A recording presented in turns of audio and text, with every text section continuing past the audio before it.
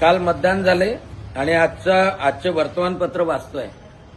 आजच्या वर्तमानपत्रामध्ये पहा, जमील कॉलनी लालकडी इथे 62% मतदान झालं आणि त्याच वेळेला स्वामी विवेकानंदमध्ये 48% मतदान झालं.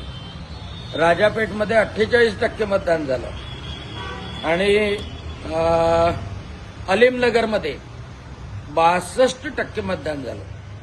छायानगर पठाणपुरामध्ये 58.21% मतदान झालं. बडनेरा जुनी वस्तीमध्ये पण 58% मतदान झालं.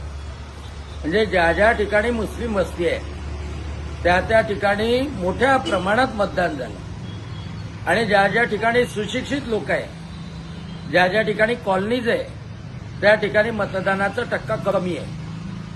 वारंवार आम्ही सांगतो की मुस्लिम समाजामध्ये राजकारणाच्या प्रती जागरूकता जास्त चांगली आहे. ते मतदान करायला येतात, ती विधानसभा असो किंवा लोकसभा असो. पण आपण का जात नाही? महानगरपालिकेमधले नगरसेवकही तेवढेच महत्वाचे आहेत, विधानसभेचं राज्यही महत्वाचं आहे आणि लोकसभेचं केंद्र सरकारही महत्वाचं आहे. मग उद्या कोणतं संकट आलं मग कोणाला दोष द्यायचा? आणि म्हणून कमीत कमी आता याच्यानंतरच्या निवडणुकामध्ये सर्व हिंदू बहुल क्षेत्रामधल्या सगळ्या सुशिक्षित लोकांना आतापासून विनंती करतो की तुमच्याकडे कोणी येऊ न येऊ, तुम्ही कृपा करून मतदानाला बाहेर निघा.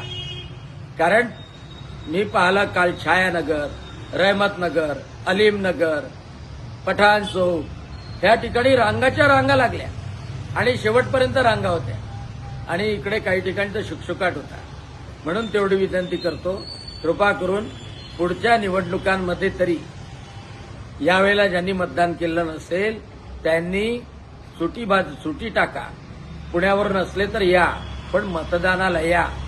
अमरावतीच्या भवितव्याकरता, राज्याच्या देशाकरता मतदान अतिशय महत्वाचं.